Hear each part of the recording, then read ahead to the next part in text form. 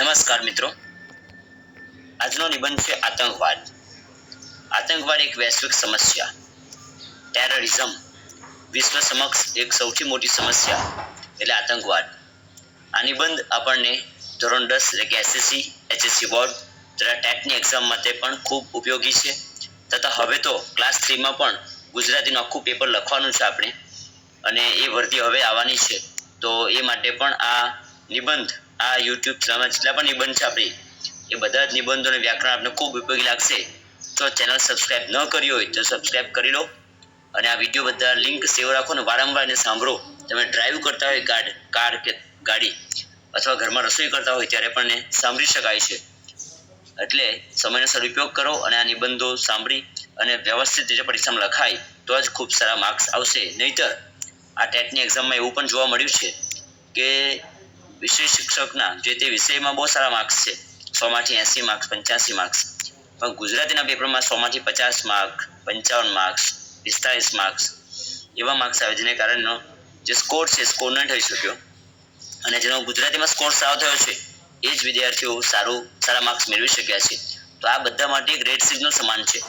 જે લોકો ગુજરાતી બેકગ્રાઉન્ડ ધરાવતા નથી, મતલબ કે ગુજરાતી ધોરણ વ્યવસ્થિત નથી ભણ્યા, અથવા ધોરણ 10 પછી સાયન્સ લીધું છે, તો એવા માટે ખૂબ ચેલેન્જિંગ વિષય છે, અને એટલા માટે આની તૈયારી સંપૂર્ણ બરાબર કરવી પડશે.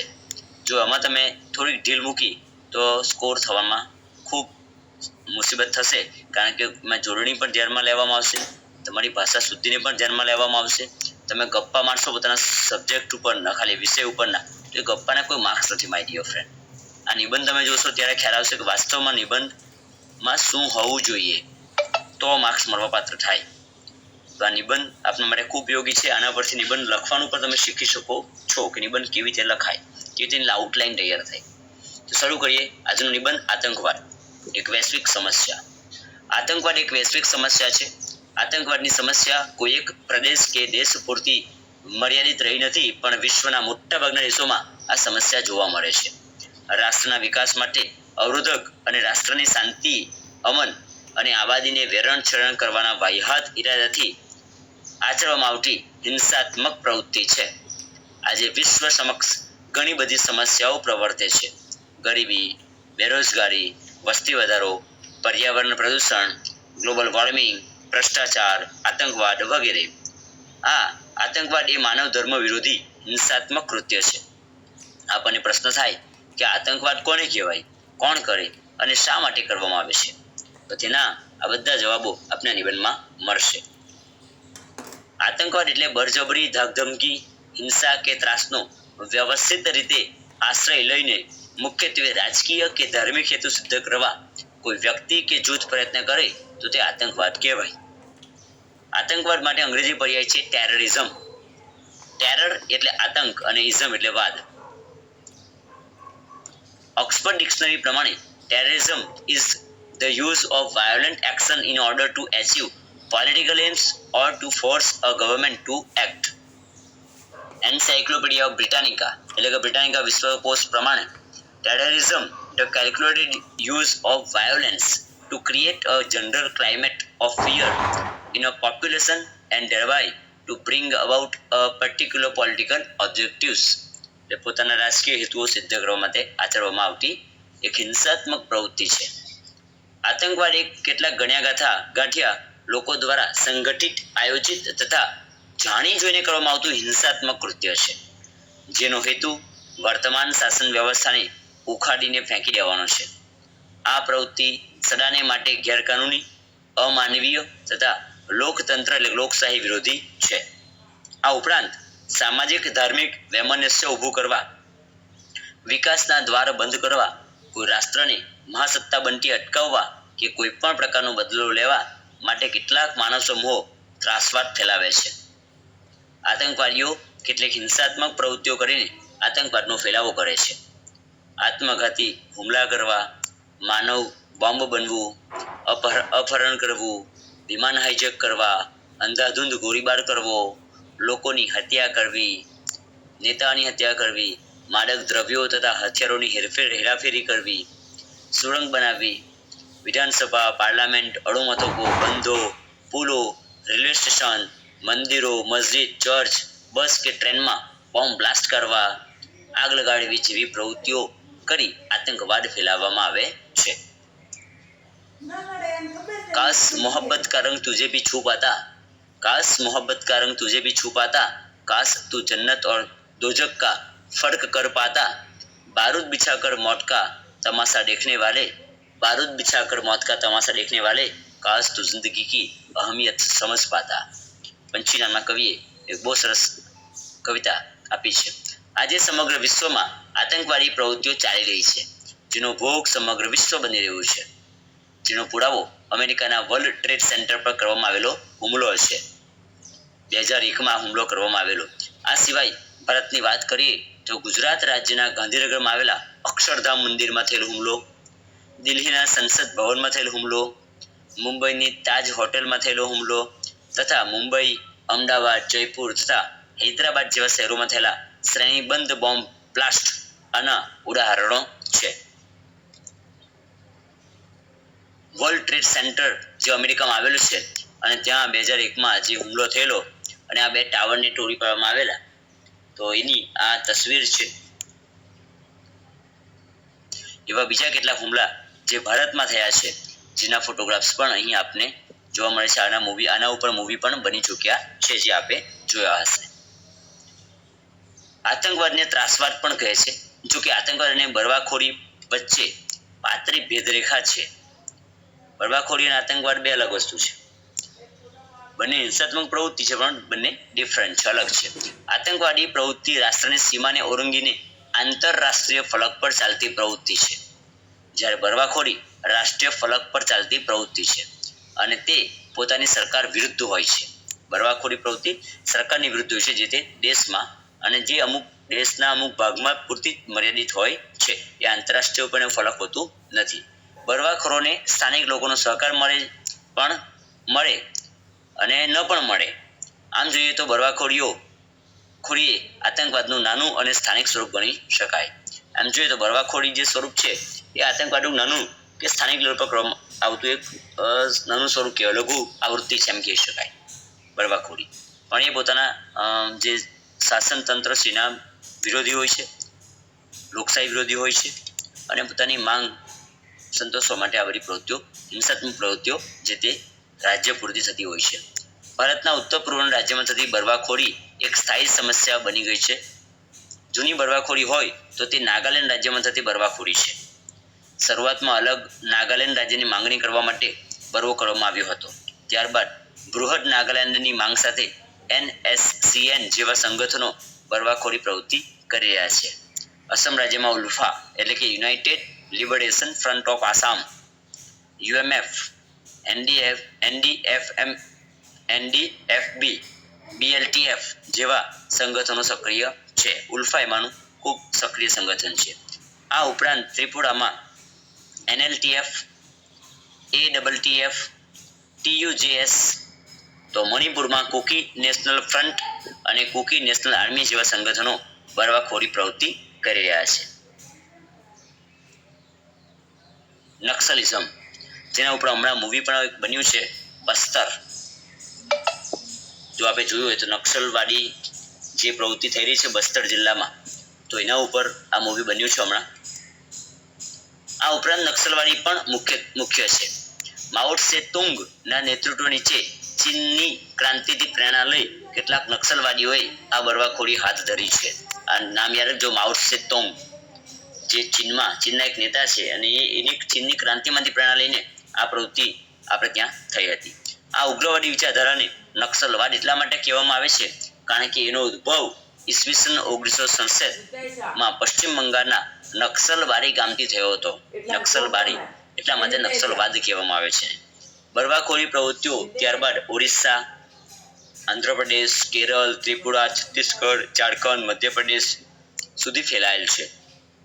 તેમાં માઓવાદી અને સામ્યવાદી સંગઠનો મુખ્ય છે. એકાદ વર્ષ પહેલા આ નક્સલવાદીઓએ એક સૈનિકનું માથું કાપી નાખ્યું હતું તથા તેના મૃતદેહમાં બોમ્બ મૂકી દીધા હતા. આવી અમાનવીય પ્રવૃત્તિએ સમગ્ર દેશને હચમચાવી મૂક્યો હતો. નક્સલવાદ વિશે વધારેમાં જોવું હોય તો આ બસ્તર જે મૂવી છે એ તમારે ખાસ જોવું જોઈએ.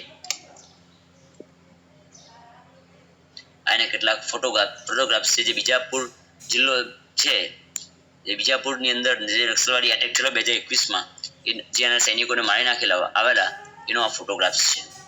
એપ્રિલ 2021માં છત્તીસગઢના બીજાપુરમાં નક્સલવાદી હુમલો થયો હતો, જેમાં માઓવાદીઓ સાથેની અથડામણમાં સુરક્ષા દળોના 22 જવાનો શહીદ થયા હતા, 22 જવાનો અને 31 જવાનો ઘાયલ થયા હતા. 23 માર્ચે 2021 ના રોજ પણ નારાયણપુર જિલ્લામાં માઓવાદીઓએ સુરક્ષા દળોની એક બસને વિસ્ફોટથી ઉડાવી દીધી હતી, જેમાં 5 જવાન શહીદ થઈ ગયા હતા. 26 માર્ચ 2021ની ઘટનામાં બીજાપુરમાં માઓવાદીઓએ જિલ્લા પંચાયતના સભ્ય બુધરામ કશ્યપ, નામ યાદ રાખજો, બુધરામ કશ્યપની હત્યા કરી દીધી હતી. 25 માર્ચે માઓવાદીઓએ કોડાગાંવ જિલ્લામાં રોડનું નિર્માણ કરતી લગભગ 1 ડઝનથી વધારે ગાડીઓએ આગ ચાંપી દીધી હતી.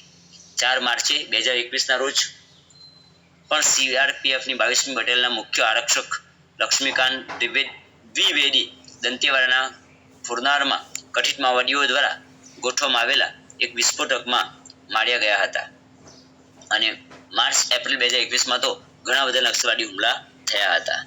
એટલે માર્ચ એપ્રિલ 2021માં તમે જુઓ કેટલી બધી ઘટનાઓ આ જિલ્લામાં બની હતી, આ રાજ્યમાં બની છત્તીસગઢમાં. પુલવામા એટેક, જેના ઉપર ઘણા બધા મૂવી બની ચૂક્યા છે, આપ સૌએ જોયા હશે. घरों को उजड़ते देखा, लोगों को बिखरते देखा, शायद चिराग छीन गया था उनके घरों का, शायद चिराग छीन गया था उनके घरों का, आतंकी हमलों में एक बार फिर घरों को जलते देखा. ભારતમાં સૌથી વધુ આતંકવાદી પ્રવૃત્તિ જો બીજા કોઈ રાજ્યમાં થતી હોય તે છે જમ્મુ કાશ્મીરમાં. કાશ્મીર આજે ધરતી ઉપરનું સ્વર્ગ માનવામાં આવે છે. આજે એ સ્વર્ગ આતંકવાદી પ્રવૃત્તિની દહેશતને કારણે નરક બની ગયું છે. 14 ફેબ્રુઆરી 2019ના રોજ જમ્મુ કાશ્મીરના પુલવામામાં થયેલા આતંકવાદી હુમલામાં 46 CRPFના જવાનો શહીદ થયા હતા. આ આતંકવાદી હુમલો જમ્મુ કાશ્મીરમાં અત્યાર સુધીમાં થયેલો સૌથી મોટો આતંકવાદી હુમલો હતો. આ હુમલો જૈશ-એ-મોહમ્મદ નામના સંગઠને કર્યો હતો. હાઈવે પર જઈ રહેલા CRPFના કાફલામાં વિસ્ફોટકોથી ભરેલી કાર ઘુસાડી દઈને બ્લાસ્ટ કરવામાં આવ્યો હતો. જમ્મુ કાશ્મીરમાં તો આવી નાની મોટી ઘૂસણખોરી પ્રવૃત્તિ ચાલતી જ રહે છે. खत्म करो जातिवाद के नाम पर झगड़ा, आतंकवाद है देश के लिए सबसे बड़ा खतरा, स्टॉप टेररिज्म. આતંકવાદની ઘણી નકારાત્મક અસર પડે છે. હવે અસરની વાત કરવાની છે આપણે. આ કેટલીક ઘટનાઓ જોઈએ આપણે. હવે એની શું અસર પડે દેશ ઉપર, જે તે દેશ ઉપર? તો એની ઘણી બધી નકારાત્મક અસર પડે છે. આતંકવાદ સમાજને વિઘટન તરફ દોરી જાય છે. આતંકવાદી પ્રવૃત્તિને કારણે નાગરિકો સતત ભય અને સંદેહમાં જીવે છે, શંકામાં જીવે છે. લોકોને એકબીજા સાથે જોડતા કરીરૂપ રાષ્ટ્રીય, ધાર્મિક તથા સામાજિક ઉત્સવો થતા નથી. અહીંયા જોડતા કરજો. આતંકવાદની તાત્કાલિક અસર જે તે પ્રદેશની અર્થવ્યવસ્થા પર પડે છે. ત્રાસવાદી પ્રવૃત્તિને કારણે વેપાર ધંધા ઠપ થઈ જાય છે. વેપાર ધંધાનો વિકાસ અટકી જાય છે. આતંકવાદી પ્રદેશ કે વિસ્તારમાં ધંધા કે અન્ય ઉદ્યોગો સ્થાપવા કોઈ તૈયાર થતું નથી. દેશે ત્રાસવાદનો સામનો કરવા માટે સલામતી અને સુરક્ષાની વ્યવસ્થા કરવા માટે કરોડો રૂપિયા ખર્ચવા પડે છે, જેથી પ્રજાના વિકાસના કાર્યો ઓછા પ્રમાણમાં થાય છે અને અલ્ટિમેટલી દેશનો વિકાસ અટકે છે. દેશની જે આંતરમાળખાકીય સગવડો છે તે આપણે ઊભી કરી શકતા નથી. રસ્તા, પુલ, બંધો, રેલવે લાઇન, મોટી ઇમારતો વગેરેનો બોમ્બ વિસ્ફોટથી નાશ કે નુકસાન થવાને કારણે કરોડો રૂપિયાનું નુકસાન થાય છે અને અવ્યવસ્થા ઊભી થાય છે. આતંકવાદી પ્રવૃત્તિની માઠી અસર ઉદ્યોગ ધંધા અને વાહન વ્યવહાર પર થવાથી જે તે પ્રદેશમાં ભાવ વધારો પણ થાય છે અને જીવન જરૂરિયાતની વસ્તુઓની અછત ઊભી થાય છે. આતંકવાદી પ્રવૃત્તિને કારણે એકબીજા દેશોનો સંબંધ કથળે છે, જેમ કે ભારત અને પાકિસ્તાનનો. દેશ વિકાસના કાર્યો અવરોધતા દેશનો સર્વાંગી વિકાસ અટકી જાય છે. હરેક વ્યક્તિ કર